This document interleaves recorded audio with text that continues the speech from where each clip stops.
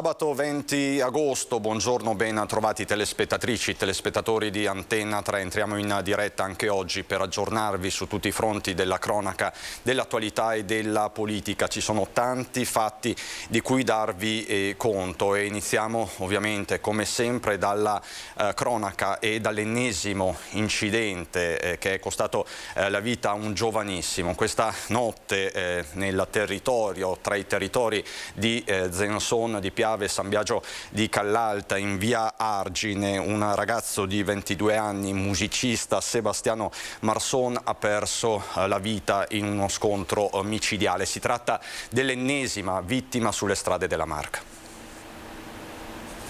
Una lunga scia di sangue e 6 giovani vite strappate in appena 10 giorni. Il bollettino di guerra sulle strade della Marca deve purtroppo aggiornarsi ancora. Il volto da piangere stavolta è quello di Sebastiano Marson, 22enne musicista di San Biagio di Callalta. Uno schianto terribile alle 2:30 della scorsa notte tra San Biagio e Zenzon. 2 vetture distrutte, la sua, una Volkswagen, e un furgone doblò condotto da un coetaneo senegalese. L'impatto, le cui cause sono al vaglio dei carabinieri, giunti sul posto da San Biagio e Silea, è avvenuto in via Argine. Un boato, poi le vetture hanno terminato la loro corsa sfondando il capitello presente all'incrocio con via Angeli. I sanitari del SUEM hanno estratto il corpo senza vita di Sebastiano, mentre l'altro conducente è stato trasportato in gravi condizioni all'ospedale di Treviso. Non sarebbe, fortunatamente, in pericolo di vita. Subito la notizia della morte di Marson ha fatto il giro del paese, dalla frazione di Sant'Andrea di Barbaran, dove il ragazzo risiedeva, al municipio di San Biagio. Il papà del 22enne è stato infatti in passato consigliere comunale. Un ragazzo solare e pieno di vita, la passione per la musica, le canzoni, i concerti, l'ultimo ieri sera a Rovigo. Tornava proprio da quella serata Sebastiano, prima che il destino lo strappasse alle vita improvvisamente, lasciando una comunità attonita. Un dolore che è vivido nelle parole del sindaco di San Biagio di Callalta, Alberto Cappelletto. San Biagio di Callalta che nell'ultimo periodo ha conosciuto diversi drammi, soprattutto incidenti stradali. Queste le parole quindi del primo cittadino. Sindaco, una notizia che non avrebbe voluto ricevere anche perché conosceva bene Sebastiano. Purtroppo una di quelle notizie quando ti alzi la mattina e la ricevi, sei sotto shock, ti colpisce dentro. È immenso il mio dolore per questa scomparsa. 23 anni non dovrebbero mai accadere. Che ricordo ha di questo ragazzo? Ma un bellissimo ricordo, purtroppo. Un bellissimo ricordo e purtroppo perché è mancato, perché lo possiamo solo ricordare. Ma la sua passione, la sua vita e la sua passione per la musica che ha sempre coltivato fin da piccolo, e ricordo anche le interlocuzioni che ci sono state proprio per dargli la possibilità di coltivare questa sua passione. Esatto, perché lui era anche un cantante, musicista e anche ci sono state varie collaborazioni con il comune. Era bravissimo, certamente, perché si dedicava, la sua passione era la musica, ma oltre a fare concerti e quindi attività musicali le coltivava anche presso il suo territorio, aiutando anche coloro che erano più giovani a far conoscere la sua passione. La Marca registra la 5ª vittima in meno di una settimana, sindaco. Stasera si ricorderanno i 4 ragazzi morti a Cordignano. Che sentimento prova? E questa sera penserò a lui. Queste le parole sofferte del sindaco di San Biagio di Callalta, Alberto Cappelletto, raccolte pochi minuti fa dalla nostra Lina Paronetto. Ma appunto il problema della sicurezza stradale, degli incidenti stradali riguarda tutto il Veneto. Ieri uno particolarmente grave nell'Alta Padovana. È uscito di strada venerdì pomeriggio mentre percorreva via Mantegna a Tombolo. L'auto articolato, per cause ora in corso di accertamento, è finito fuori dalla sede stradale accasciandosi su un fianco. Sul posto sono dovuti intervenire da Padova i vigili del fuoco con un autogru per recuperare il mezzo pesante e riportarlo in asse. Il conducente del camion è rimasto illeso, ma è stato sottoposto ad alcol test ed accertamenti clinici per valutarne lo stato psicofisico al momento dell'incidente. La viabilità nel comune di Tombolo ha subito rallentamenti per tutta venerdì pomeriggio per consentire ai vigili del fuoco di compiere le operazioni di messa in sicurezza del mezzo. E ieri sera, sempre nel Padovano, a Villa Tora di Saonaro, un motociclista di 34 anni è rimasto ferito in un incidente. Nello schianto è rimasto coinvolto anche un autobus di linea. L'impatto, su cui ora stanno indagando i carabinieri, è avvenuto all'incrocio tra via 20 settembre e via Zago. I mezzi sono stati sequestrati. Il 34enne motociclista è stato trasportato in ospedale a Padova, dove si trova tuttora in prognosi riservata. In attesa di collegarci con Padova e ritornare sulla rapina shock che vi abbiamo raccontato anche nel telegiornale di ieri sera, continuiamo con questa triste pagina. Lo avete sentito poco fa anche nelle parole di Lina Paronetto. Questa sera a Cordignano la veglia per i 4 ragazzi morti esattamente una settimana fa a Godega di Sant'Urbano, una veglia che è rivolta a tutta la comunità. Ieri ci sono stati 2 funerali di Daniele De e Marco Darè. Facciamolo risuonare il nostro grido alle orecchie di Dio. Ne abbiamo diritto. Siamo il suo popolo, siamo il suo freddo. Sappiamo che Lui conosce tutto, conosce il nostro animo, la nostra sofferenza, il nostro smarrimento, ma non dobbiamo vergognarci di esprimere a Lui, che ci ama, quello che abbiamo nel cuore. È un appello a liberare il proprio dolore di singoli e di comunità, quello che parte da Don Claudio nel giorno dell'ultimo saluto a Daniele De Re, uno dei 4 ragazzi morti nella strage di Godega poco meno di una settimana fa. Sulla bara di legno chiaro, la sciarpa del team Bosco Orsago, la bici e l'informatica erano le grandi passioni del 18enne, studente all'Istituto Kennedy di Pordenone. La chiesa di Cordignano non è riuscita a contenere l'affetto e il cordoglio di centinaia di persone strette a mamma Federica, papà Ivan, al fratello Giulio e ai nonni. Di fronte a questi avvenimenti ci sentiamo piccoli, senza possibilità di scampo. Penso a voi genitori, famiglia di Daniele, ma penso anche a voi giovani che sperimentate, magari per la prima volta, più da vicino, questa realtà dolorosa, la mancanza improvvisa di una persona cara. Una vita interrotta bruscamente, troppo presto, tante quindi le parole non dette. Lo stesso Daniele, ricorda il migliore amico, parlava poco, preferiva i gesti concreti, le relazioni autentiche. Vorrei che potessi spiegarmi perché dobbiamo salutarci così presto. In questi 11 anni, nonostante tu sia sempre stato danatamente enigmatico, sono riuscito a conoscerti in diverse sfumature, tutte legate da un cuore troppo grande per essere nascosto dalla tua felpa nera. Nella nostra amicizia i gesti sono sempre venuti prima delle parole, ma ora non posso che dirti che ti voglio bene. Che ho sempre ammirato la tua mente geniale, le tue intuizioni e il tuo modo di affrontare le cose. A rappresentare lo shock di tutta Cordignano è il sindaco Campagna. Nella stessa chiesa arcipretale nelle prossime ore si dirà addio anche a Daniele Ortolan, dopo che nel pomeriggio nella vicina Caneva si sono celebrati i funerali di Marco Darè. È un fatto veramente grave che ci ha colpito tutti e credo che una cosa del genere non ce la potremo dimenticare facilmente. Ieri purtroppo a causa dell'allerta meteo abbiamo dovuto annullare la veglia di preghiera che avevamo organizzato. Adesso stiamo vedendo anche compatibilmente con le condizioni di riproporre qualcosa per domani sera. Le famiglie ci tengono, quindi vedremo se riusciremo a fare questo. Ci teniamo anche noi. Daniele De Re, Marco Darè, Daniele Ortolan, Xuliano Chellici, assicura il sindaco, non saranno dimenticati. Adesso chiaramente il dolore è ancora forte e vedremo in futuro come ricordarlo. Sia santificato il tuo nome.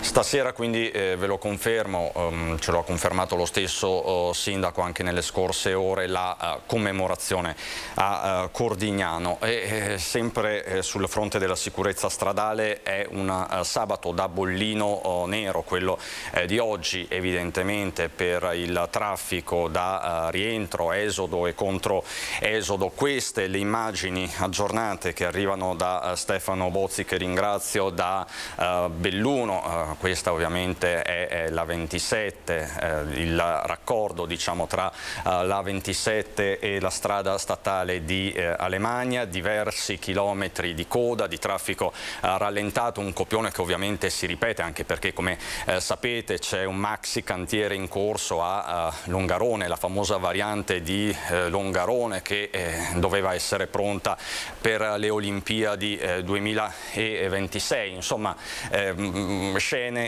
alle quali ormai i longaronesi e i bellunesi in generale sono abituati, ed è un weekend da bollino nero anche sul resto della rete autostradale. Sono stimati in 340.000 i veicoli che transiteranno sulla rete autostradale gestita da Autovie Venete nel fine settimana. Nell'intero weekend, pensate, sono previsti complessivamente quasi 60.000 veicoli in entrata all'Isert e più di 30.000 in uscita. A Latisana saranno circa 50.000 i mezzi in entrata e in uscita. La vedo collegata, riusciamo adesso a collegarci con la nostra Valentina Visentin e con Christian Roque Alende che si trova con lei per la parte tecnica, e ritorniamo sulla rapina shock che è avvenuta a Padova. Valentina, a te la linea. Sì, buongiorno Christian, siamo proprio al di fuori della villa dove giovedì sera si è consumata la brutale rapina ai danni di una coppia di anziani sequestrata e malmenata da 4 rapinatori che a volto coperto hanno fatto irruzione per rubare i gioielli, cercavano soldi, e vista la gravità di questo episodio nelle scorse ore si è già svolto un vertice d'urgenza in prefettura, al centro proprio il tema della sicurezza, questo perché appunto c'è stata questa violenta rapina, ma nei giorni scorsi a Padova una tabaccheria era già stata rapinata da un ragazzo che poi è stato individuato e denunciato. Presente ovviamente il vicario del prefetto, il vicario del questore, l'assessore alla sicurezza Diego Bonavina insieme ai rappresentanti della polizia locale, visto che in questo periodo sono molti i padovani fuori casa e quindi la città è vuota. È stato disposto dalla prefettura un'intensificazione dei controlli soprattutto in aree isolate, un po' più fuori mano, come quella che poi vi faremo vedere, in cui si trova la villa protagonista di questa rapina. Quindi controlli intensificati davanti alle abitazioni con il passaggio della polizia, dei carabinieri, ma anche con l'aiuto della polizia locale. Ovviamente questa rapina ha destato molto clamore, e anche le reazioni della politica, che il tema della sicurezza è sempre molto sentito. Infatti il governatore del Veneto Luca Zaia ha espresso solidarietà alla coppia di anziani e si è augurato che i responsabili di questa rapina vengano catturati quanto prima e che per loro ci sia una punizione esemplare. Servono pene più severe, ha detto anche il senatore della Lega Ostellari. È intervenuto anche il sindaco di Padova Sergio Giordani, che ha espresso la solidarietà e la vicinanza alla coppia di anziani e si è detto molto contento di questi controlli intensificati disposti dalla prefettura, controlli a cui prenderanno parte anche, come vi avevo detto, la polizia locale. Ma ricostruiamo nel dettaglio la rapina avvenuta giovedì sera nel nostro servizio. Sequestrati, minacciati con la pistola puntata alla tempia, i minuti di terrore vissuti dalla coppia di anziani padovani residenti in via Asiago devono essere sembrati interminabili. I 4 banditi che sono entrati in casa di Paolo Piotto, 83enne ex farmacista, e della moglie Anita Girotto, 79 anni, si sono accaniti con violenza. La donna, già gravemente malata, ha subito percosse al volto, il marito è stato malmenato, i polsi legati con il filo di nylon dello stendino. La rapina è avvenuta mentre su Padova giovedì sera calava il buio e arrivava il temporale. Paolo Piotto era uscito per chiudere la porta finestra che dà sul giardino ed è stato travolto dalla banda di rapinatori armati di pistole con il volto coperto. Hanno rubato una catenina d'oro e le 2 fedi nuziali, non trovando altro sono scappati.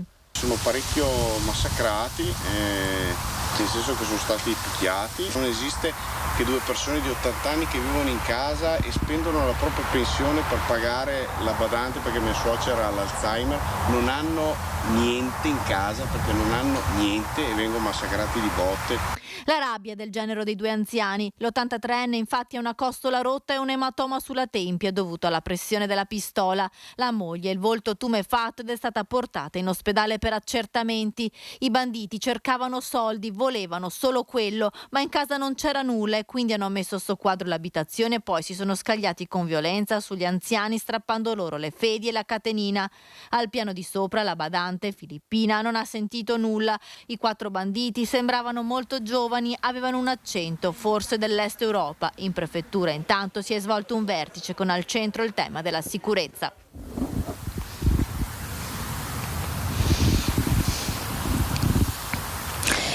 E vedete, io adesso vi mostro anche il luogo, via Asiago, dove si trova la villa protagonista di questa rapina. Si tratta di una parte di Padova piuttosto isolata, vicino alla tangenziale, dunque un'ottima via di fuga per i rapinatori che molto probabilmente hanno percorso questo tratto che porta alla villa a piedi per poi scappare attraverso i campi. Una villa che è coperta anche dalla vegetazione, è vero, ci sono delle abitazioni ma sono piuttosto lontane una dall'altra, quindi difficilmente i vicini sono riusciti a sentire qualche rumore e a dare quindi delle testimonianze per cercare di risalire agli autori di questa efferata rapina. La polizia comunque sta indagando, ha sentito nuovamente il proprietario dell'abitazione, l'anziano 83enne, che ha raccontato e ricostruito in maniera molto lucida gli attimi drammatici della rapina. Potrebbero esserci già delle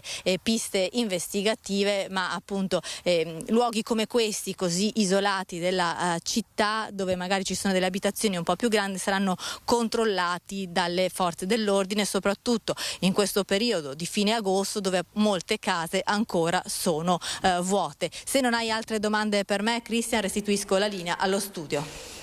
Valentina, ti ringrazio davvero per questa tua corrispondenza. Tra l'altro, se puoi rimanere ancora con me proprio qualche istante, proprio in questi giorni, in queste ore c'è una commemorazione, si ricorda la rapina feroce che costò la vita 15 anni fa ai coniugi Pellicciardi, il massacro di Gorgo al Monticano. Ecco, nelle scorse ore questa tragedia, che è stata una tragedia collettiva di fatto, non solo familiare, è stata ricordata anche dal presidente della regione del Veneto Luca Zaia, un episodio che ha segnato la storia criminale della nostra società, del nostro territorio. Quel 21 agosto 2007, con il massacro compiuto, furono distrutte 2 vite, una famiglia, ma fu sconvolta anche tutta la nostra società, che da sempre aspira a vivere in pace. Queste le parole del governatore, ma appunto in queste ore ecco, ci sono diverse prese di posizione, diversi ricordi. Domani ci saranno anche le commemorazioni. Qui vediamo le immagini d'epoca che dopo 15 anni fanno ancora venire la pelle d'oca. Valentina, io ti ringrazio davvero, vedo che è già pronta tra l'altro da Santa Maria di Sala la nostra Anna Maria Parisi con Simone Merlo, perché a Santa Maria di Sala sono in corso, non so se sono ultimati, adesso ci racconta tutto Anna Maria Parisi, funerali dell'avvocato di Silvio Berlusconi, il politico, il principe del foro Niccolò Ghedini. Anna Maria, buongiorno. Sì, buongiorno Cristian, si sono conclusi da poco i funerali per l'ultimo saluto appunto a Niccolò Ghedini, sono iniziati veramente in anticipo alle 10:52 rispetto all'orario previsto per le 11 e terminati verso le 11:44. Tra i presenti sono intervenuti la più alta carica, tra le più alte cariche dello Stato, anche Maria Elisabetta Elisabetta Casellati, presidente del Senato, grande amica dell'avvocato Nicolò Ghedini, scomparso, lo ricordiamo, a 62 anni mercoledì scorso a causa di una grave malattia. Con Maria Elisabetta Casellati presente anche Gianni Letta, quindi il vicepresidente di Forza Italia Antonio Tajani, che siamo riusciti a raggiungere per una breve battuta. Ha detto che l'avvocato Ghedini era una persona molto generosa, molto ironico e per nulla sarcastico. E così è intervenuto anche Anna Maria Bernini, ha detto di lui un grandissimo, molto commossa. Quindi Marina Berlusconi, che però non ha voluto rilasciare alcuna dichiarazione. Tra i presenti anche il primario del San Raffaele, il medico di Berlusconi, che ha avuto in cura anche Nicolò Ghedini, il virologo Zangrillo, tra l'altro anche presidente del Genoa Calcio. Insomma, tanta la gente, anche molti concittadini, molti qui a Santa Maria di Sala, che hanno voluto tributargli l'ultimo saluto, e presenti già con un'ora di anticipo fuori dalla chiesa, qui la chiesa Immacolata a Santa Maria di Sala. Nutrito il cordone delle forze di polizia che appunto ha visto transennata, diciamo, tutta la stampa. Io adesso non ho più il ritorno con lo studio, casomai Simone Merlo chiedo all'operatore se mi può fare un cenno, perché non ti sento da studio, Cristian. Vedo, ecco, qui dietro di noi c'era la sindaca, vediamo se riesco a raggiungerla, vediamo se... Buongiorno, scusi sindaco, siamo in diretta con Antenna 3, so che lei non ama molto rilasciare tante dichiarazioni, visto che anche oggi ha voluto presenziare qui per l'ultimo saluto all'avvocato Ghedini, suo collega, in forma privata, perché non ha il tricolore. Sì, è stata una cerimonia molto toccante. Don Paolo nella sua omelia ha portato una rappresentazione estrapolata da un suo recente viaggio al campo scuola con i giovani a Torino. Ha parlato della sua visita al Cotolengo e paragonando due crocifissi, il crocifisso quello senza con un Cristo ancora con gli occhi aperti, e poi il crocifisso del Cristo morente. È stato un paragone veramente toccante con la morte del caro Nicolò Ghedini, dicendo che anche Cristo anche lui ha sofferto e questo è stato veramente, penso che ognuno di noi abbia pensato a questa immagine. Poi è stato bellissimo, anche toccante, il ricordo dell'avvocato Longo, anche là molto molto emozionante, per non parlare dei ringraziamenti del figlio di Giuseppe, che io ho conosciuto in questa circostanza triste. Ecco, rinnovo vostro tramite la mia vicinanza a tutta la famiglia. Grazie. Grazie sindaco, grazie a Natascia Rocchi, sindaco di Santa Maria di Sala, e tra i presenti c'era anche il già sindaco per un decennio, Nicola Fragomeni. Natascia Rocchi, avvocato, ha anche citato un passaggio dell'avvocato Longo nel corso dell'omelia in cui ha voluto ricordare l'amico appunto Nicolò Ghedini. Ha detto per me Nicolò è stato un grande fratello, io per lui sono stato un po' come il padre. Quando mi ha raccontato della sua malattia mi ha detto, prosegue sempre l'avvocato Longo, che avrebbe avuto 1 anno e mezzo di vita. Non ti azzardare a lasciarmi prima di quando non me ne sarò andato io, che dovrà essere 15 anni dopo che io me ne sarò andato. Così nella nella conversazione tra Longo e Ghedini, perché i 15 anni è la differenza di età che li separava l'uno dall'altro. Abbiamo appunto raccolto anche una breve battuta dell'avvocato Longo che naturalmente vi proporremo nel corso del TG della sera. Io purtroppo, ripeto, non ho il ritorno da studio, ti restituisco la linea qui da Santa Maria di Sala, Cristian, e poi nel caso dovessi richiedertela ci ricollegheremo a breve. Assolutamente, Anna Maria, grazie davvero per questo racconto e per questa testimonianza anche diretta del sindaco. Di certo Niccolò Ghedini era una figura di riferimento del partito berlusconiano e solitamente quando arrivavano le elezioni era il grande tessitore delle candidature in Veneto. Quindi diciamo che la morte di Ghedini è arrivata in un momento molto particolare del partito. Tra l'altro proprio ieri il vertice interno di Forza Italia è slittato in segno di lutto e di cordoglio. Resta il fatto politico, ovvero tutte le forze politiche, non solo Forza Italia, sono al rush finale per presentare le liste. Circolano i primi nomi, ci sono già dei nominativi ufficiali, e per fare il punto qui con me c'è il nostro direttore, il direttore del gruppo Media Nord-Est, Luigi Baccialli. Buongiorno caro direttore. Ciao Cristian, ciao. Il punto è che ancora sia un po' in alto mare, nel senso che c'è tempo fino alle 20 del 22 per presentare le liste, quindi i giochi sono ancora non del tutto completi. Sono usciti dei nomi per quanto riguarda per esempio la Lega, dopo il trambusto del Partito Democratico con le polemiche su Rachele Scarpa, capolista insieme anche a Piero Fassino, quindi la polemica sui paracadutati. Anche nel centrodestra c'è subbuglio, in particolare per alcuni nomi, quello di Mara Bizzotto, attuale europarlamentare, che verrà candidata in Veneto per far posto, uscendo dall'Europarlamento, a Paola Ghidoni, prima dei non eletti della Lega. Quindi siamo ancora a questi giochi e alla conferma in Veneto di candidature blindate da Matteo Salvini.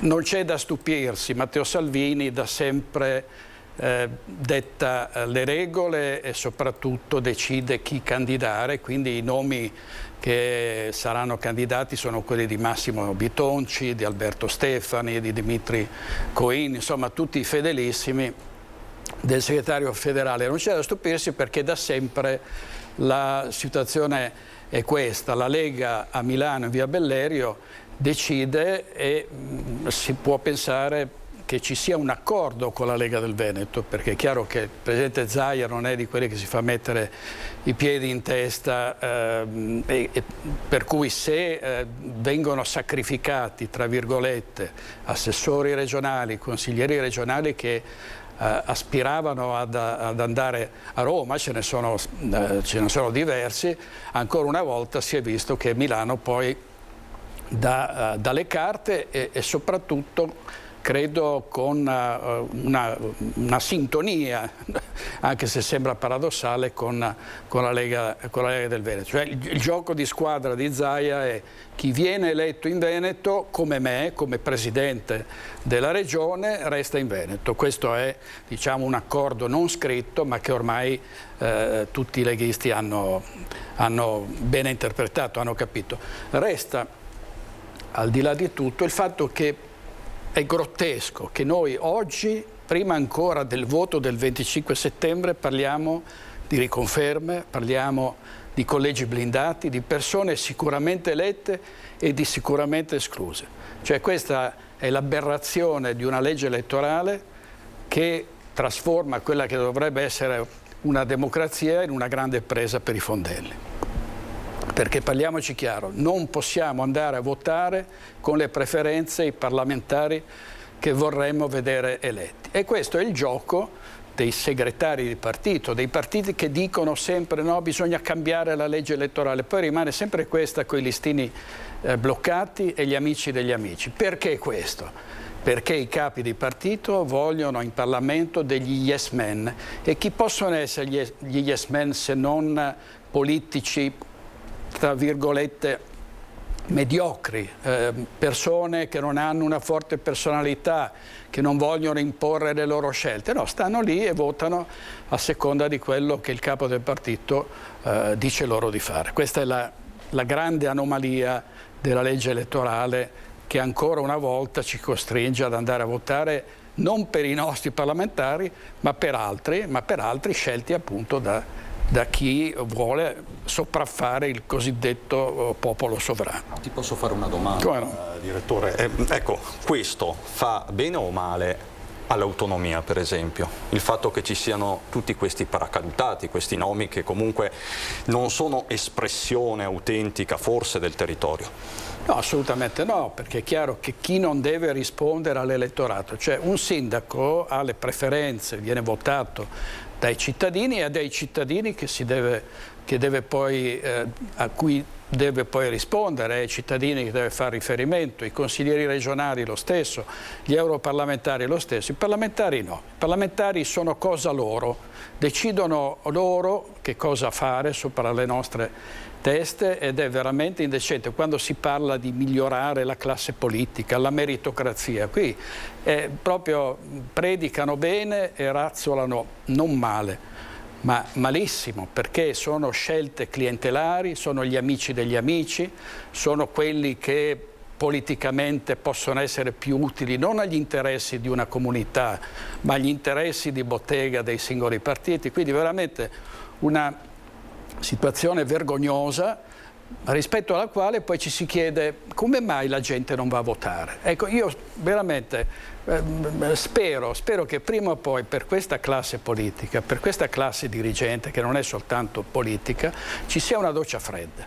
L'astensione è ormai a livelli davvero emergenziali, dovesse ancora scendere, credo che elezioni come questa dovrebbero essere invalidate. Io spero che prima o poi ci sia uno shock tale per cui costoro i quali dicono sì dobbiamo cambiare la legge elettorale, dobbiamo cambiare il sistema, dobbiamo fare in modo che gli italiani possano votare direttamente il Presidente della Repubblica. Il presidenzialismo significa votare direttamente anche un Presidente della Repubblica che a seconda di quale presidenzialismo sarà potrà essere anche Presidente del Consiglio, cioè avrà enormi poteri.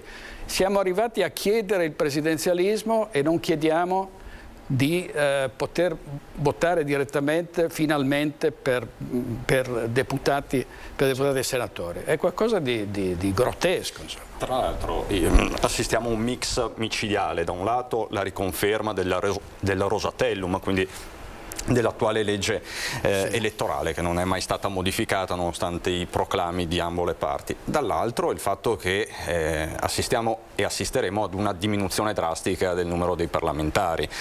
Questo andrà a escludere interi territori dal meccanismo democratico della rappresentatività. Penso per esempio alla provincia di Belluno, ma anche a quella di Rovigo, che rischiano seriamente di rimanere senza parlamentari.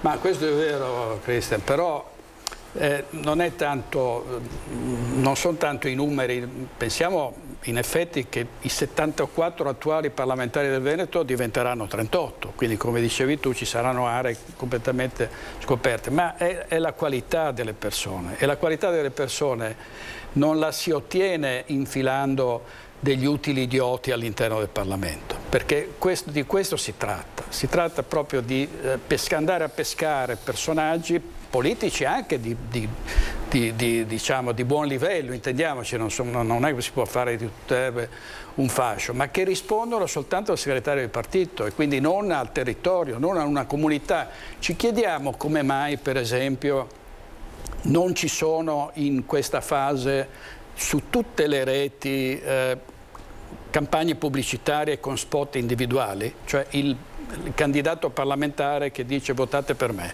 perché non serve a niente, è inutile che spendano soldi per farsi pubblicità in un sistema che elegge i nostri rappresentanti con questo tipo di scellerato automatismo, no? Quindi voglio dire, ne avremo di meno, avremo 400 deputati e 200 senatori rispetto ai 1000 erotti che avevamo prima, però purtroppo la sostanza non cambia, la minestra resta sempre quella, è una minestra purtroppo rancida che non potrà certo migliorare la situazione di questo Paese. Una questione di qualità, qualità politica umana sostanzialmente, questo è. Quindi la tua analisi è molto amara, direttore. Di fatto tu dici in questi giorni si sta decidendo e si sta depotenziando il voto del 25 settembre.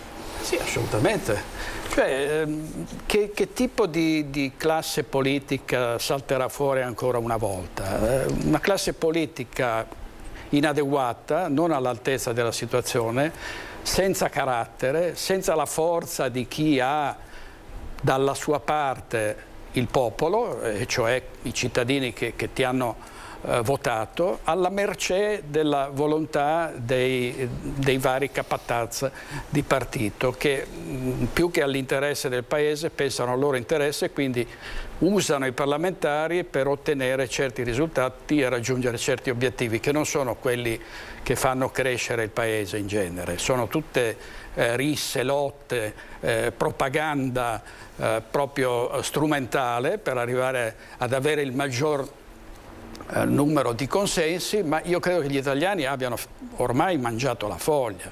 Cioè qui si deve cambiare il sistema, si deve tornare ad una repubblica in cui si rispetti i cardini della Costituzione. No? Non si salva davvero nessuno da questo meccanismo. Ma io credo che insomma è come se, non so, qualcuno ti dicesse guardi Arboi, alleni lei questa squadra di calcio, tu fai la tua squadra, poi arriva un altro e dice no guarda io ti cambio tutto perché decido io, ma ti sembra una cosa tollerabile? Cioè che peso hanno e che valore hanno gli elettori in una situazione del genere, proprio calpestati i diritti sacrosanti garantiti dalla Costituzione, il popolo sovrano, ma quale popolo sovrano? Il popolo si fa mettere i piedi in testa e il bello è che non reagiamo, non facciamo nulla perché queste cose cambiano, questo è il problema. Quindi secondo te il governo che sarà difficilmente, la maggioranza che sarà difficilmente metterà mano alla legge elettorale, sarà sempre peggio da questo punto di vista?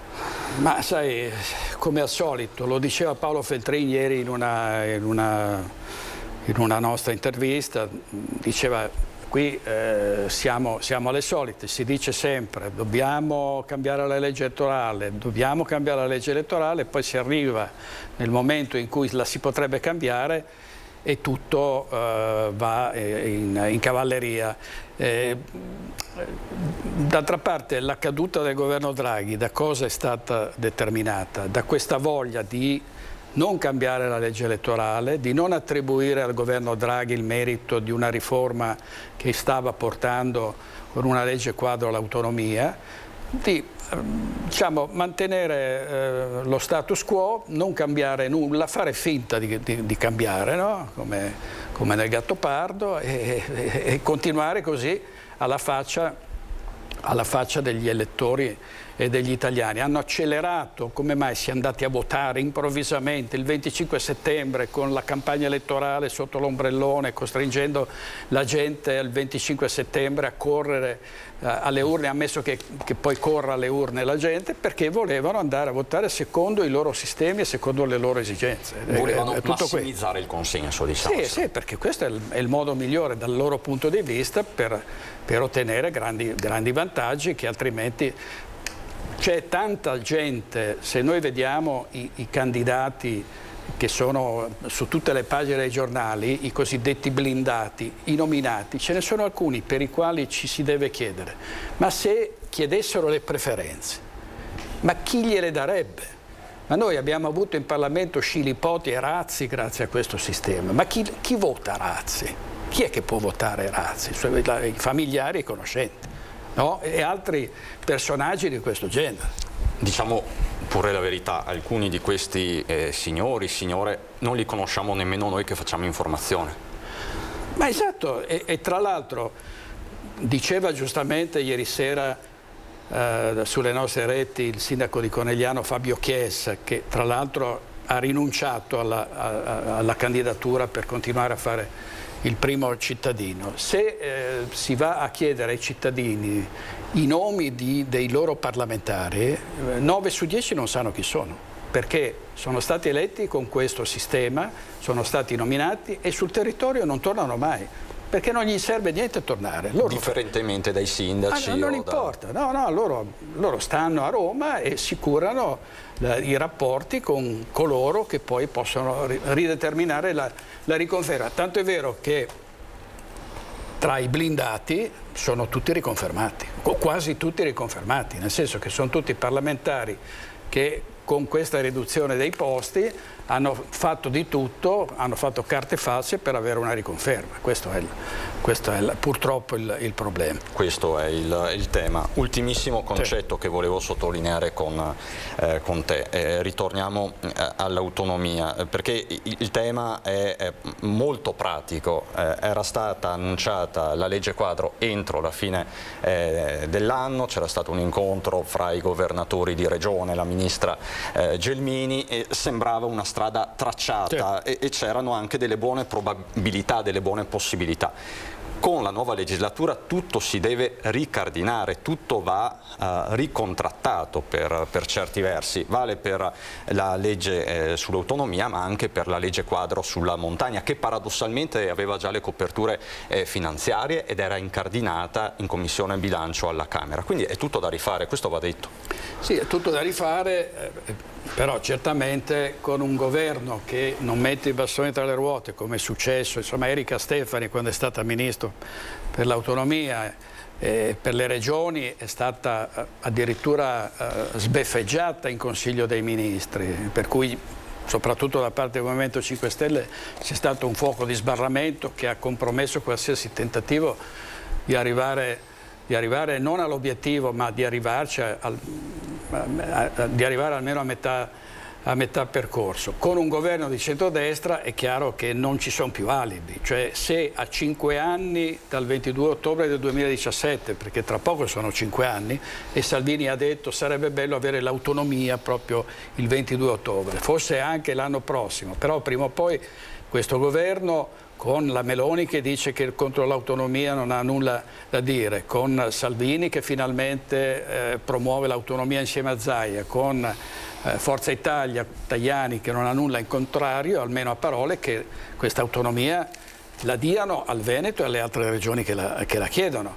Anche qui è rispettoso degli elettori che sono andati a votare quel giorno, far finta di niente, soprassedere, rinviare le decisioni. 2.400.000 veneti sono andati a votare, pensate che sono 30 stadi di San Siro, ma vi rendete conto? 80.000 persone tiene uno stadio di San Siro, 30 stadi di San Siro sono andati a votare e tu rispetto a questa folla enorme di elettori fai finta di niente e ti gira dall'altra parte.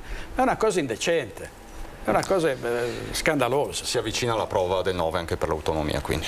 Ma sì, adesso veramente non ci sono più scuse.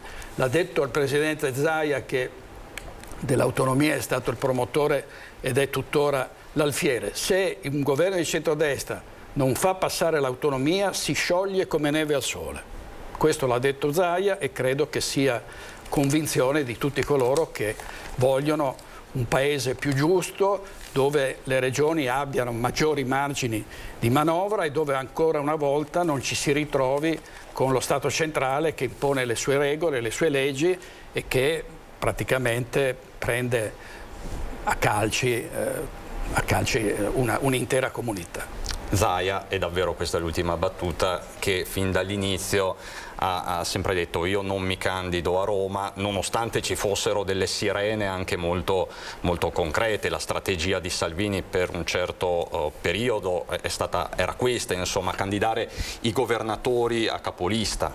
Sì, questo per ovviamente far crescere il consenso, questa è una scelta diciamo proprio partitica per fare salire il consenso della Lega. Zaia secondo me giustamente non si è candidato, è rimasto al suo posto. Certo, se gli offrissero di diventare ministro per l'autonomia, credo che farebbe fatica a rifiutarsi di ricoprire un ruolo che faciliterebbe sicuramente sarebbe strumentale alla battaglia. Assolutamente.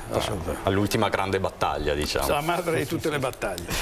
Direttore, ti ringrazio davvero per questa analisi. Grazie allora, grazie davvero a Luigi Baccialli, direttore del gruppo Media Nord-Est. Noi adesso andiamo in pubblicità, abbiamo ancora diversi aggiornamenti di cronaca e poi il dibattito politico, perché come avete capito ci sono tante ma tante cose da dire. A fra poco.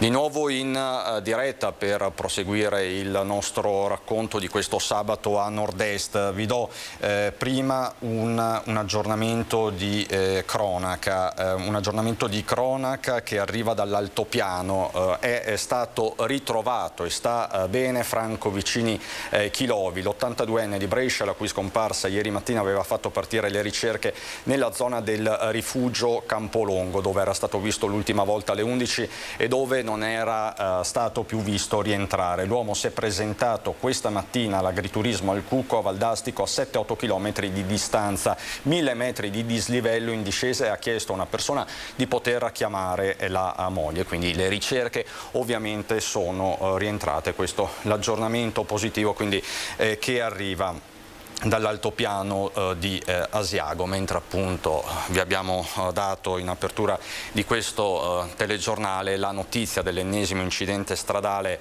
nella Marca trevigiana questa notte tra i territori di San Biagio di Callalta e Zensone di Piave. Incidente stradale che è costato la vita a un ragazzo di 22 anni, Sebastiano Marson, molto noto, cantante. Proprio ieri sera si era esibito in provincia di Rovigo. Vi abbiamo fatto sentire anche le parole del sindaco di San Biagio di Callalta, Cappelletto, il dolore dell'intera comunità. Tra l'altro oggi pomeriggio a Cordignano i funerali di Daniele Ortolan, il ragazzo che sabato notte scorso era alla guida della Polo, che si è schiantata nel fossato in via Cordignano a Godega di Sant'Urbano, una vera e propria strage. 4 i deceduti. Ieri ci sono stati i funerali di altri 2 ragazzi. Questa sera la veglia collettiva alle scuole medie di Cordignano. Questa quindi la situazione, ma ritorniamo alla politica. Do il benvenuto qui in studio a Giacomo Nilandi, che è segretario del Partito Democratico di Mogliano e consigliere comunale. Buonasera Cristian e buonasera a voi telespettatori. Buongiorno Nilandi, buongiorno anche a Giuseppe Montuori. Giuseppe Montuori, che è coordinatore di Fratelli d'Italia in provincia di Treviso. Fra poco ci raggiungerà anche Riccardo Barbisan, capogruppo della Lega in Consiglio Comunale proprio a Treviso. Comincio da lei, Montuori, perché mi giunge voce, ma le chiedo direttamente: ha rinunciato alla candidatura in Fratelli d'Italia? Perché il suo nome circolava davvero insistentemente nei giorni scorsi. Guardi, io avevo dato, come penso fosse doveroso fare, la disponibilità alla candidatura, ma che fosse una candidatura di servizio, e questa disponibilità rimane invariata. Rispetto poi a quello che è sono state le scelte del partito, penso tutti sappiano cosa abbiamo costruito in questi mesi e qual è stato il punto di caduta che probabilmente ci vedrà avere una persona di altissimo profilo in provincia di Treviso. Quindi è evidente che sia doveroso lasciare spazio da parte del coordinatore a quelle che sono le migliori figure che possono rappresentare non solo il territorio, e mi permetta di dire anche in contraddizione a quello che ha detto il direttore Baccialli, ma anche la competenza, perché il Parlamento fa le leggi, quindi benissimo che ci vadano persone che hanno il consenso popolare, non dimenticandoci che le liste le hanno sempre fatte i partiti, tranne con l'invenzione dei 5 Stelle, che è stato il momento più basso della politica italiana, ma in tutta la storia politica italiana le liste sono sempre state fatte dai partiti, anche se poi il sistema era proporzionale con le preferenze, quindi il nostro partito in questo momento gode di piena fiducia e quindi altresì gode anche della fiducia che quelle liste siano fatte bene, per cui siccome noi riteniamo che al governo debbano andare persone di alto profilo come in Parlamento, ci vanno quelle. Per quanto mi riguarda personalmente, io ho in questa fase professionale della mia vita molti impegni e quindi assumermi un altro impegno che possa essere quello di una candidatura o di andare in questo momento a Roma sarebbe veramente molto difficile, che non vuol dire che se ci fossero delle posizioni, delle caselle da riempire per aiutare il partito a correre, per dare una spinta in qualità di coordinatore provinciale, non mi sottrarrei mai, ecco. Ma le prime file sono state dedicate ad altre, credo che sia il mio dovere fare queste scelte che sono le migliori. Tutti sanno di chi stiamo parlando in questi giorni. Appunto, diciamolo expressis verbis, no? Rimaniamo in ambito giuridico, visto che parliamo di un giurista di primo livello. Lei dice io rinuncio alla candidatura perché insomma devo fare... Per Carlo Nordio, diciamolo. Ecco, no, attenzione, io non rinuncio alla candidatura, io ho sempre fatto presente al partito che comunque io ho molti impegni professionali, che quindi per me sarebbe faticoso fare altro. Il coordinatore è un mestiere bellissimo, il coordinatore però deve fare le scelte migliori ed è la cosa che con il senatore De Carlo, con l'amico De Carlo abbiamo fatto in questo periodo, andando ad individuare le figure di miglior profilo e di massima rappresentatività per il partito. Adesso non sta a me svelare quello che poi si scoprirà a brevissimo, però insomma credo che questo abbiamo fatto in questi giorni e abbiamo fatto il miglior lavoro possibile. E questo ritengo che fosse il mio dovere, non ci fossero altre. Chiarissimo Montuori, era solo per spiegare a chi è a casa che stiamo parlando per l'appunto di Carlo Nordio principalmente. Ieri la sua lettera aperta di fatto ai lettori del Gazzettino, dove è l'editorialista di punta, dove appunto si metteva a disposizione del partito, quindi insomma mi assumo io la responsabilità di dirlo, ma è un segreto politico di Pulcinella. Di Pulcinella, no, ma non è che lui abbia poi rivelato proprio tutto, però insomma diciamo che penso che per chi fa come me il coordinatore in provincia di Treviso, aver individuato una figura di questo tipo sia un onore, sia stato un lavoro meraviglioso fatto da Roma al Veneto con Luca e in provincia con me, che ci porterà solo prestigio e grande consenso. Questo è il lavoro però fatto dal partito, a differenza di quello che si dice, è proprio il lavoro perché la segreteria di un partito sceglie il meglio per il territorio. Nordio, trevigiano, magistrato, esperto di diritto, che potrà dare ai cittadini una svolta rispetto alle riforme della giustizia che sono impellenti, perché non bloccano solo i diritti, cioè non limitano solo i diritti civili vista la lungaggine dei processi, ma limitano anche la capacità di fare impresa in Italia, proprio perché le lungaggini sfiancano chi vuole investire in questo paese. Quindi le chiedo, quando ci sarà l'ufficialità di Fratelli d'Italia? Perché mancate solo voi, tra virgolette, nel senso che la Lega ha diffuso i nomi sostanzialmente, Forza Italia manca ancora all'appello, il PD lo ha fatto nei giorni scorsi, il Movimento 5 Stelle ieri, voi? Guardi, io in questi giorni mi sono preso un po' di vacanza. Ho sentito il senatore De Carlo ieri sera e ancora non c'era la chiusura del cerchio, ma penso che insomma tra questa sera e domani sia tutto definito. Perfetto, grazie per l'aggiornamento. Intanto saluto e ringrazio Riccardo Barbisan che ci ha raggiunto. Barbisan, capogruppo della Lega in Consiglio Comunale a Treviso, un ruolo importante. Prima anche il nostro direttore Baccialli ha fatto i nomi dei candidati del Carroccio alle politiche 2022, sono stati diffusi per il Veneto, parliamo di Giorgio Andreuzza, Dimitri Coin, Ingrid Bisa, Alberto Stefani, Massimo Bitonci, Lorenzo Lorenzo Fontana, questo alla Camera, poi ci sono i nominativi anche della Bizzotto e quant'altro. Lei è soddisfatto? Beh sì, perché intanto sono tutti i nostri parlamentari uscenti, gente che io ho potuto conoscere anche personalmente nella militanza comune che abbiamo fatto in tanti anni in Veneto. Si tratta di tutti uomini che hanno avuto e maturato una discreta esperienza all'interno del Parlamento, ma prima anche nelle amministrazioni locali oppure insomma all'interno dei propri consigli comunali.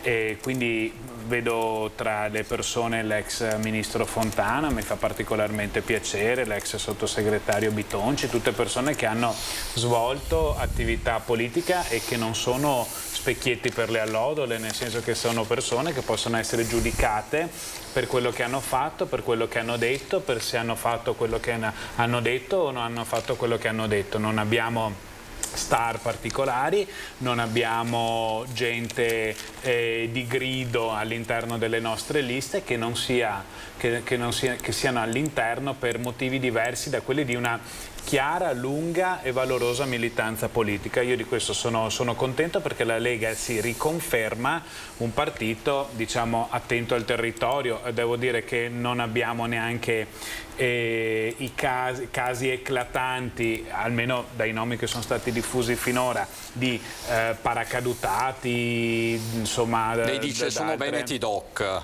Sì, sono Veneti Doc, come sono Veneti Doc chiunque è venuto in Veneto e vuole lavorare e vivere regolarmente in Veneto. Ecco, non è che ci siano analisi del test del DNA, però devo dire... Sono Veneti regolari. Sì, però devo dire sono persone che si sono impegnate in politica, c'è gente che ha una militanza di 20 anni, alcuni che ne hanno di 30 anni, e quindi io sono gente che ha servito il governo nel primo governo Lega 5 Stelle, Bitonci era sottosegretario, Fontana era ministro, e pertanto perché non dovremmo candidarli? Salviniani.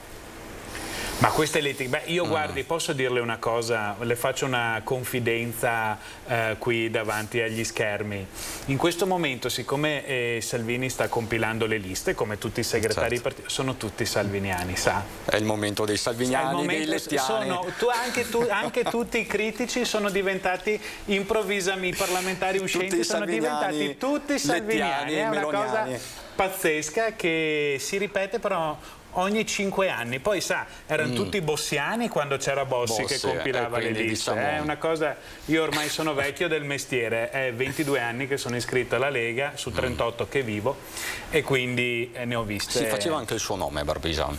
Si faceva anche il mio nome, perché tante volte il capogruppo della Lega a Treviso è andato in Parlamento, sono tanti i casi in tanti anni in cui governiamo Treviso. Devo dire sinceramente che non è che ci abbia mai creduto più di tanto, perché noi abbiamo 9 parlamentari uscenti, 9 persone sulle quali non si può dire nulla se non che si siano impegnati, e abbiamo il taglio del numero dei parlamentari, quindi veda lei c'era un po', poco spazio per le new entry, sì, diciamo. è ovvio che avrei potuto, come si può dire, avere altre aspettative se fossi stato nella stessa situazione 5 anni fa, ma è ovvio che oggi davanti a delle persone che sono molte anche al primo mandato, quindi voglio dire hanno anche, secondo me, desiderio, è giusto che sia così, di poter fare un altro mandato per portare a compimento anche cose che magari hanno iniziato, cose che hanno imparato, perché non è neanche che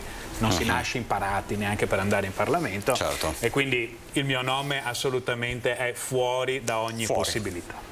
Allora, veniamo al centro-sinistra, no? Perché diceva con una battuta tranchant Barbisan, adesso sono tutti salviniani, ma sono tutti anche lettiani. Lo abbiamo visto questa settimana nel Partito Democratico Veneto, dove c'è stata anche una balcanizzazione di diverse segreterie provinciali. Tra l'altro posso dare un aggiornamento di questi minuti che arriva dalla nostra Lina Paronetto. Il segretario provinciale del Partito Democratico trevigiano, Giovanni Zorzi, accetta la candidatura nel collegio uninominale alla Camera, il collegio di Castelfranco Montebelluna. Intanto martedì ha convocato la direzione provinciale. Lui e la segreteria pronti a fare un passo indietro se la direzione lo chiederà, perché insomma c'è il caso di Rachele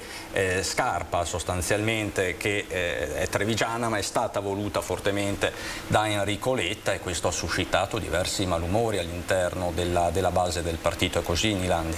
Ma Cristian, permettimi, è un caso non caso in realtà, perché come si diceva prima siamo di fronte ad un momento nel quale nel giro di 3 settimane bisogna completare delle liste. Queste liste devono in qualche modo coniugare l'esigenza da parte del partito centrale di formare una classe dirigente e l'esigenza dei territori di mandare dei propri rappresentanti. Purtroppo sappiamo benissimo tutti quanti che per opera di questa scellerata riforma costituzionale c'è stato un taglio drastico dei parlamentari, per cui ovviamente i posti sono di meno, e soprattutto questa legge elettorale, che è una legge elettorale veramente porcata, che noi abbiamo tentato in tutti i modi di cambiare in Parlamento proponendo un sistema proporzionale puro che avrebbe dato più rappresentanza ai territori e avrebbe permesso anche di avere una rappresentanza in Parlamento sicuramente molto più omogenea rispetto a quella alterata che verrà fuori adesso con questa parte del maggioritario.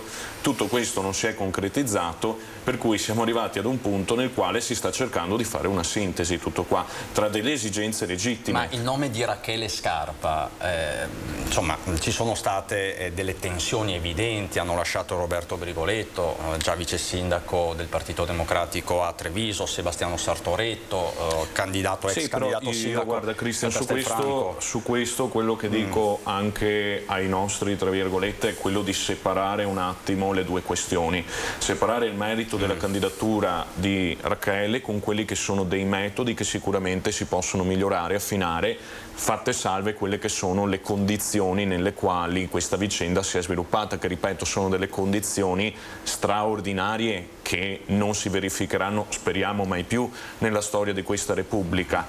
La candidatura di Rachele Scarpa è una candidatura che ha un forte valore non solo simbolico ma anche pratico, ovvero quella di dire che in una regione e in una società imperniata sul patriarcato e sul maschilismo, e soprattutto dove giovani donne non hanno la possibilità di farsi strada in maniera autonoma e indipendente, il Partito Democratico sceglie una figura che rompe questo tetto di cristallo e che dice che anche una giovane donna prima dei 40 anni, può ambire ad una posizione, ad un ruolo importante all'interno di questa società. Però che all'interno del Partito Democratico non è un processo ovviamente a Rachele Scarpa, ma partiamo da questo casus belli, che lei dice casus belli non è. Rachele Scarpa non ha fatto nemmeno un'ora di consiglio comunale. Questa è la critica che arriva per esempio da Marco Dus, che è del Partito Democratico di Vittorio Veneto. Sì, serve fare almeno un'ora di consiglio comunale per ambire al Parlamento. Ma allora, io ti dico Cristian, ho molto rispetto dell'opinione dei miei colleghi, sotto certi punti di vista insomma si può concordare anche ripeto, sulla metodologia che si sta utilizzando in questo momento. Poi io sono anche del parere che il dibattito interno dovrebbe restare più interno, per cui sostanzialmente non andare sui giornali a dichiarare quelle che sono le proprie posizioni interne, ma fare come ha fatto il sindaco Paolo Galeano, che con molto rispetto e sensibilità per quelli che sono gli organismi del partito, o come vedo che si stanno facendo leggermente meglio di noi nel centrodestra, ci si confronta all'interno e poi si va fuori compatti. Detto questo, l'esperienza amministrativa sicuramente è importante, perché da amministratore è importante, però è bene che nelle nostre liste, noi gli amministratori già ce li abbiamo, perché la conferma di Paolo Galeano all'uninominale di Treviso è un dato, c'è Anna Sozza, c'è il nostro Giovanni Zorzi, per cui c'è gente che ha esperienza. Non sono posizioni utili, ma allora questo mito delle posizioni sicure, delle posizioni eleggibili, potenzialmente sono tutte posizioni eleggibili, basta che vinci le elezioni. Perché se no allora non ha neanche senso che andiamo a votare. Barbisan, su questo aspetto sono tutte posizioni utili? Beh sì. Assolutamente no, cioè, lo sappiamo.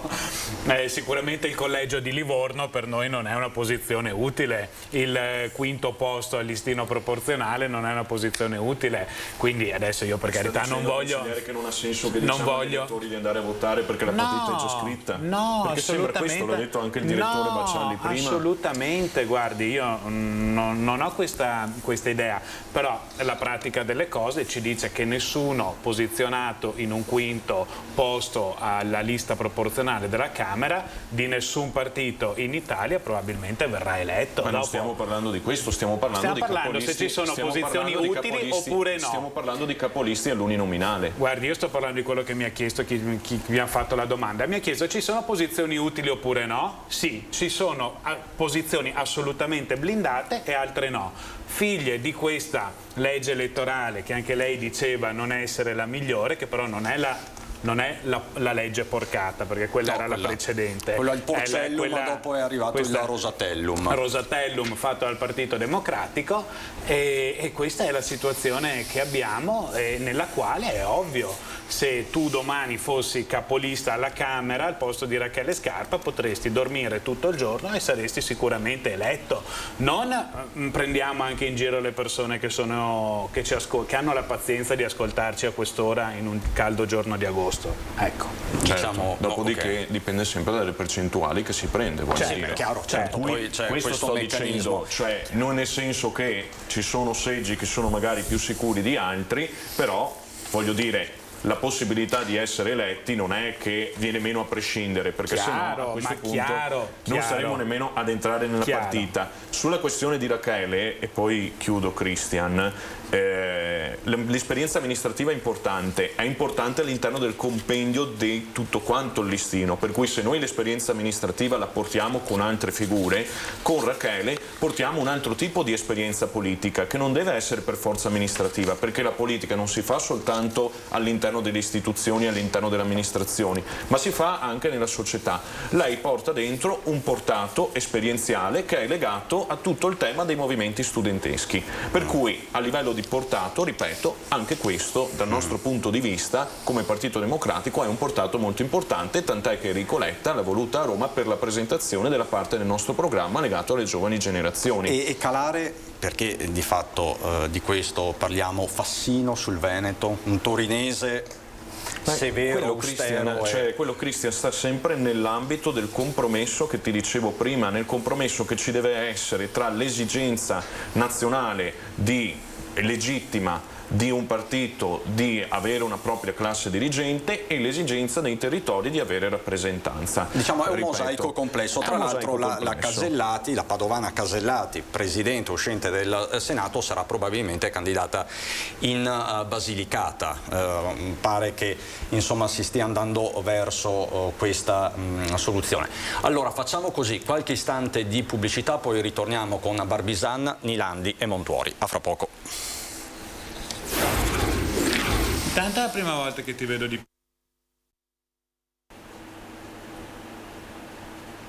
Di nuovo in diretta per la pagina politica, sono rimasti Barbisan, Lega, Nilandi, Partito Democratico, Montuori, Fratelli d'Italia. Stiamo ragionando sull'utilità di andare a votare sostanzialmente, no? Visto che questa legge elettorale in qualche modo non aiuta fino in fondo i meccanismi della rappresentanza. Questa è anche la suggestione precisa, puntuale, che è arrivata dal nostro direttore Luigi Baccialli. Da qui abbiamo aperto di fatto il dibattito e torna spesso anche il tema collegato del voto utile, con Carlo Calenda che dice non esiste voto utile perché le coalizioni in campo sono 4. È davvero così? Sentiamo Calenda. Non esiste il voto utile perché sono in campo 4 coalizioni, non 2, 4. E anche perché il PD ha combinato un gigantesco disastro facendo un incrocio non riuscito tra un comitato di liberazione nazionale che include chi ha votato la sfiducia a Draghi e una cosa sull'agenda Draghi. Io non capirò mai perché Letta ha deciso di caricarsi Bonelli e Fratoianni e non i 5 Stelle. Diciamo che Calenda con Renzi in questi giorni sta andando all'attacco del Partito Democratico principalmente. Le rigiro la domanda di Calenda, Nilandi. Cosa si sente di rispondere a questo suo ex alleato? Comunque Calenda si era candidato alle europee con il Partito Democratico, tra l'altro proprio in Veneto.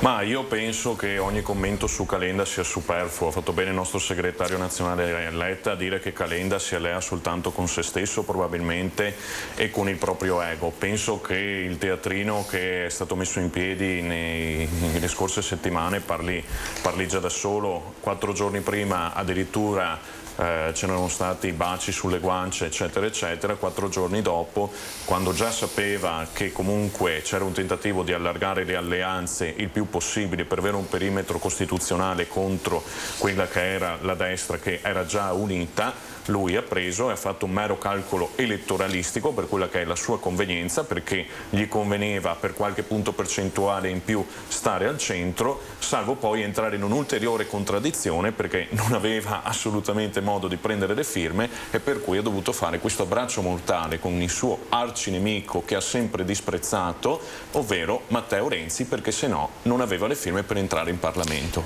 Montuori, le coalizioni in campo sono davvero 4? Guardi, ha ragione Calenda, non esiste il voto utile, ma esiste il voto inutile, che è quello a lui, perché oggi votare un partito come quello di Calenda, che ha come unico obiettivo quello di trattare, una volta visti i risultati elettorali in base a quello che è il risultato delle coalizioni che oggi si stanno posizionando meglio, almeno stando ai sondaggi, e di andare a trattare con la coalizione che più gli darà qualcosa, escludendo che possa essere il centrodestra. L'unica coalizione che resta è il centrosinistra. Non vorrei, cosa che sospettano in molti, è che questo gioco sia in questa fase un gioco delle parti. Calenda cerca di capitalizzare al centro, il PD con i Verdi e con la sinistra più estrema cerca di portare a casa tutto il risultato del centro-sinistra per poi rimettersi insieme qualora ci fosse questa opportunità, salvo che appunto, cosa che noi speriamo, il voto del centrodestra non sia debordante, e di cercare di metterci in difficoltà sapendo di godere del favore di Mattarella in una successiva fase. Insomma, noi crediamo che la coalizione di centrodestra abbia i numeri non per vincere ma per stravincere e che questo problema non si ponga, ma quello che penso comunque è che il voto di Calenda sia il voto inutile. Questo sì, non è il voto utile, è il voto proprio inutile, è dato a qualcuno che domani andrà dal miglior offerente come nello stile di Calenda. Barbisan condivide questo commento anche sprezzante di Montuori? Ma faccio fare la parte dello sprezzante a Montuori. Io dico che sono d'accordo, nel senso che Calenda è il classico che non spera che le cose vadano bene a lui, ma è il classico che spera che le cose vadano male agli altri, per poi cercare di vedere se lui riesce ad aggiustare in qualche modo le cose in Parlamento. Quindi è un voto più che per qualcosa contro qualcuno e per non dare una chiara, una chiara direzione all'Italia, che sarà quella che vorranno dare gli elettori o di destra o di sinistra, ma cercare di fare questa politica dei due forni o questa teoria del pendolo, si chiami come si vuole, che sta in centro e vede un po' cosa succede. I sondaggi non gli danno un largo spazio e credo che, esaurito il momento in cui televisioni e giornali ogni giorno parlavano di lui, che sembrava che esistesse solo lui, anche tutto ciò si andrà ad affievolire e penso che il loro obiettivo sarà superare lo sbarramento del 3% per salvare lui, la Boschi e Matteo Renzi. E così, a titolo di aggiornamento, rimanendo a Treviso, Italia Viva sembra puntare tutto su Alessandra Nava, avvocato molto noto sulla piazza trevigiana, tra l'altro sarà nostra ospite lunedì. Azione su Martina Cancian, che è assessore a San Biagio, quindi i nomi circolano, siamo quasi alla semi-ufficialità. Ma ecco, chiudiamo la pagina dei nomi, perché insomma Ne abbiamo parlato parecchio e cominciamo a parlare di temi, di programmi e di una provocazione, tra virgolette provocazione, perché in realtà è un punto molto preciso del suo programma, Giorgia Meloni, che torna a chiedere in maniera molto forte il blocco navale. Il tema è quello dell'immigrazione. Sentiamo Meloni. Fratelli d'Italia propone sì il blocco navale, perché, come abbiamo spiegato 1000 volte, si tratta di una missione europea in accordo con gli stati del Nord Africa per fermare insieme a loro la tratta di esseri umani e istituire in territorio africano hotspot gestiti insieme all'Unione Europea, dove vagliare le richieste d'asilo e distinguere chi ha diritto alla protezione internazionale da chi quel diritto non ce l'ha. Vogliamo in pratica ribadire un principio semplice: in Italia si entra solo legalmente, perché non facciamo gestire i flussi migratori verso la nostra nazione da criminali, scafisti o peggio, da chi vuole destabilizzare la nostra nazione e l'Europa.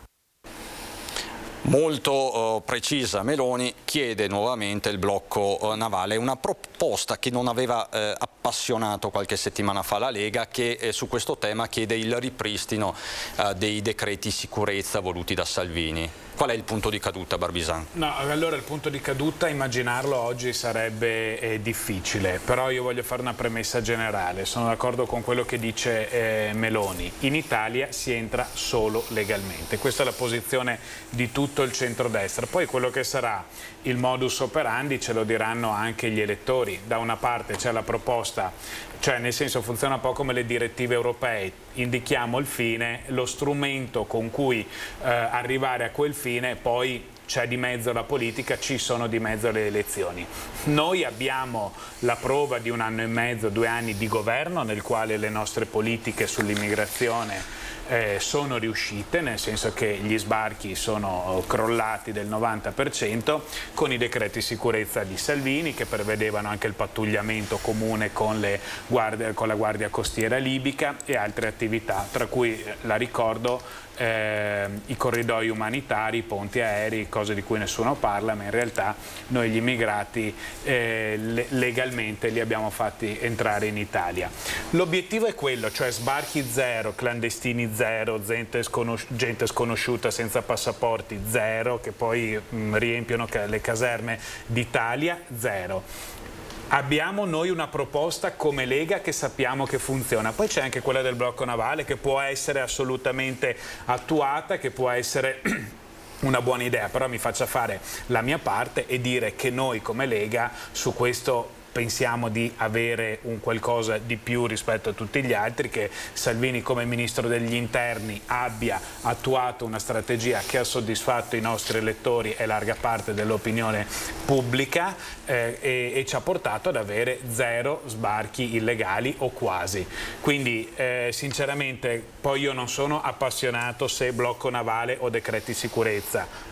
Dico solo che i decreti sicurezza sappiamo che sono realizzabili e hanno funzionato. Il blocco navale è possibile, ma non sappiamo se sia realizzabile, non sappiamo se funziona. Ma ciò che mi interessa è che da una parte c'è la coalizione di centrodestra con l'obiettivo sbarchi zero clandestinità. Dall'altra c'è un mondo diverso che la vede in un'ottica per cui siamo tutti liberi di muoverci, se hai documenti, insomma tutto quello che sappiamo come intende la sinistra l'immigrazione, che è diversa da noi. Nilani, lei tra l'altro si occupa anche di queste questioni di immigrazione, lei è molto vicino anche all'Onlus Mediterranea Saving Humans, quindi da questo punto di vista qual è la sua posizione, partendo proprio dalle dichiarazioni delle scorse ore della Meloni? Ma io credo che appena ho sentito questa proposta del blocco navale mi è venuto un attimo da ridere, perché ho provato a immaginare in maniera pragmatica cosa sarebbe voluto dire posizionare delle navi praticamente lungo tutto l'arco della costa subsahariana per riuscire a bloccare diciamo le navi partenti. Credo che anche in accordo con l'Unione Europea questo sia uno strumento veramente ridicolo e inattuabile proprio dal punto di vista pratico, oltre che dal punto di vista morale dell'azione che si fa. Il problema della proposta del centrodestra è che è una proposta sempre, tra virgolette, securitaria e diciamo proibitiva nei confronti di quello che è un fenomeno che non si arresta semplicemente impedendo alla gente di sbarcare. E perché? Perché è un fenomeno ciclico legato al nostro sistema economico a livello mondiale. La gente, anche se la blocchi, continuerà a scappare. Quando sono stati fatti i decreti sicurezza, la gente non è che ha smesso di continuare a scappare. Perché? Perché scappa dalla fame, scappa dalla povertà. Allora ecco che non basta bloccare gli sbarchi. Noi nel nostro programma abbiamo dei punti molto precisi rispetto a questo. Uno è portare lo 0,7% del nostro prodotto interno lordo gli investimenti in cooperazione e lo sviluppo, per portare quella ricchezza che noi come paesi occidentali industrializzati abbiamo tolto e stiamo togliendo a quei paesi là, e anche per andare a mitigare quelli che sono i cambiamenti climatici importantissimi che stanno desertificando intere zone e che fanno sì che noi siamo di fronte ad una nuova figura di migranti, ovvero non solo i migranti economici, non solo i migranti della guerra, ma anche i migranti dal punto di vista ambientale. E più si andrà avanti e più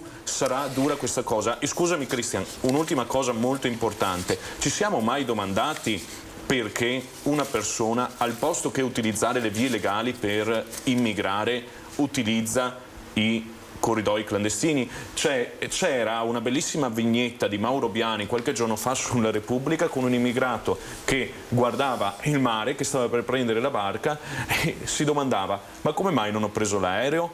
Ecco, questa è una domanda che forse anche noi come politici ci dovremmo fare. Perché la gente prende la barca e non prende l'aereo? Forse anche nel nostro sistema di accoglienza dovremmo fare in modo che ci siano dei permessi diversi, compresi dei permessi per venire qua a lavorare. Per fare questo bisogna fare una cosa: abolire la legge Bossi-Fini. Quindi lei dice arrivare ad una normativa diversa in modo anche da monitorare diversamente i flussi. Sentirei questa battuta di Alice Line del Partito Democratico, che parla di una destra ossessionata dall'immigrazione. Il precariato nega il diritto al futuro. Vogliamo salario minimo, vogliamo limiti ai contratti a termine, stop agli stage gratuiti e vogliamo zero contribuzioni sulle assunzioni dei giovani a tempo indeterminato. La destra è ossessionata dall'immigrazione e non ha visto emigrare migliaia di giovani perché in Italia i salari sono troppo bassi. Ecco, questa è la provocazione, dichiarazione dell'astro nascente del Partito Democratico. Montuori, siete ossessionati dall'immigrazione? E soprattutto poi c'è il tema dei giovani, questi giovani che continuano ad andarsene dall'Italia e dal Veneto. Noi abbiamo un programma che, se avessero avuto cura di leggersi, parla di lavoro, parla di giovani e parla anche di immigrazione, quindi non abbiamo nessuna ossessione rispetto all'immigrazione. Certo è che quando vediamo scoppiare Lampedusa qualche domanda ce la facciamo, ci facciamo anche qualche domanda leggendo senza ipocrisia il fatto che queste persone poi vanno a contribuire al mercato del lavoro nero, vengono sfruttate da chi non ha scrupoli, vengono sfruttate dalla criminalità, e quindi vorremmo evitare tutto questo nell'interesse anche di queste persone, anzi principalmente nell'interesse di queste persone. Per questa ragione riteniamo sì che il blocco navale possa essere una formula. Il dato certo è che bisogna far sì che queste persone sappiano che partire per essere date in pasto a persone senza scrupoli, a scafisti e a contrabbandieri di uomini non serve ed è semplicemente pericoloso. Su un punto sono d'accordo con il rappresentante di Vogliano, che è quello di agevolare la cooperazione allo sviluppo per aiutare le persone lì. Rispetto poi al tema dei giovani e del lavoro, noi parliamo di decontribuzione dei premi, di decontribuzione della formula più assumi meno paghi, di ridurre i contratti a tempo determinato, e lo stage, ad esempio in Veneto, non è gratuito perché già si paga, e quindi su quello siamo tutti pienamente d'accordo, per cui non vedo in cosa questo ci divida da chi le nostre proposte le copia e non le sta valorizzando.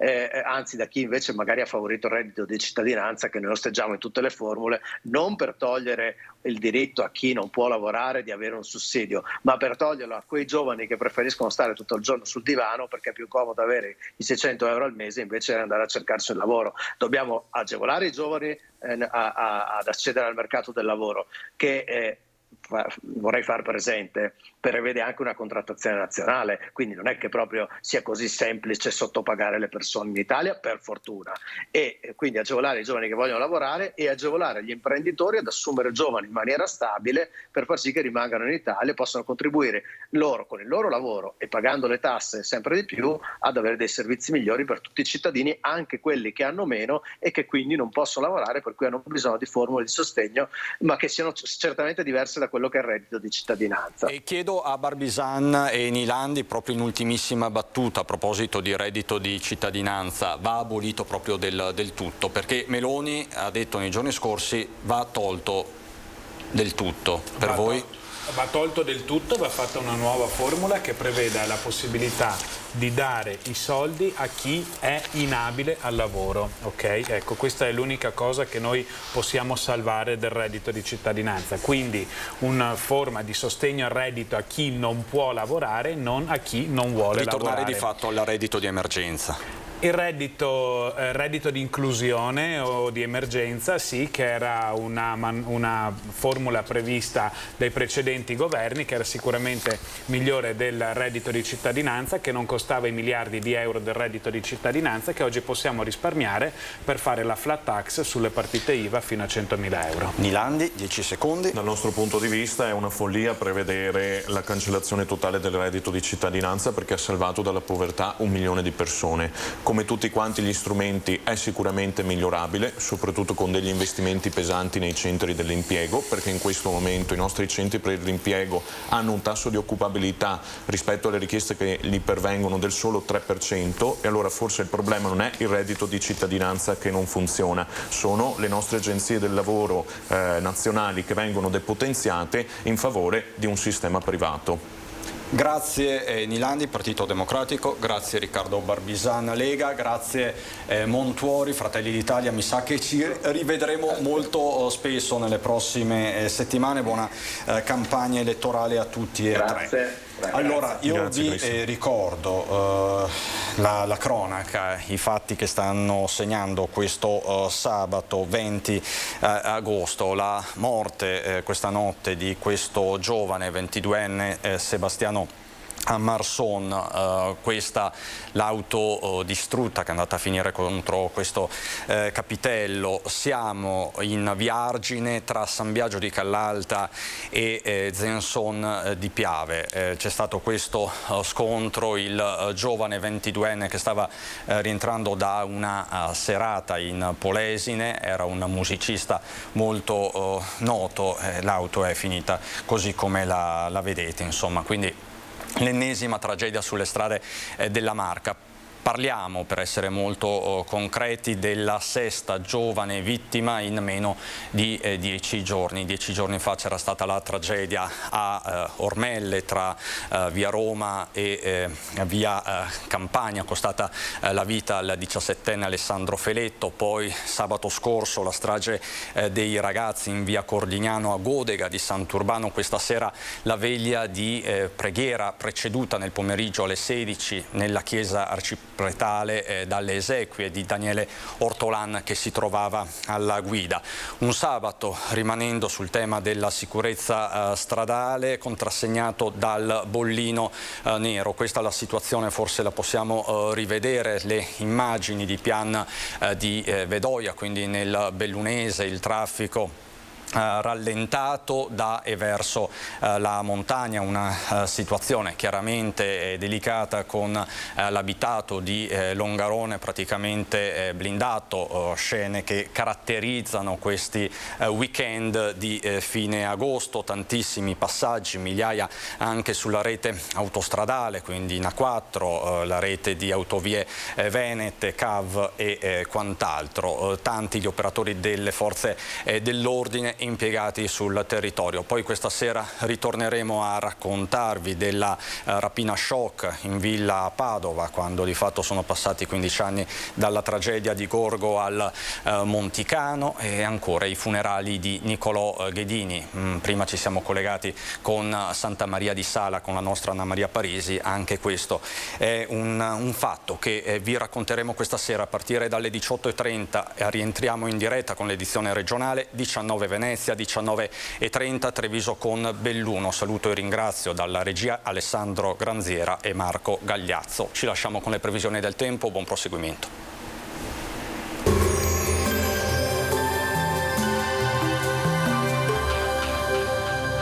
Donadel Sunplast fornisce ed installa tende e coperture tecniche, avvolgibili, serramenti in PVC e in alluminio, porte da interni. Benvenuti al Meteo, previsioni per sabato 20 agosto. Sul Veneto le prime ore della giornata saranno caratterizzate da una residua variabilità con cielo localmente sereno o poco nuvoloso. Durante la giornata il tempo sarà stabile e sereno soprattutto in pianura, mentre nelle zone montane sono attesi addensamenti nuvolosi che potrebbero portare a locali piovaschi in serata. Temperature minime stazionarie comprese tra i 19 e i 21 gradi, massime tra i 28 e i 32 gradi. Sul Friuli Venezia Giulia cielo variabile sulle aree montane con possibili locali rovesci o temporali nel pomeriggio. In pianura in genere poco nuvoloso con ampie schiarite a partire dal pomeriggio. Temperature minime sui 19 e 20 gradi, massime comprese tra i 29 e i 31 gradi. Sul Trentino Alto Adige tempo in prevalenza soleggiato con possibilità di velature sparse nelle ore più calde della giornata. Temperature minime intorno ai 18 gradi, massime sui 30-31 gradi. Dal meteo di Antenna 3 è tutto, arrivederci.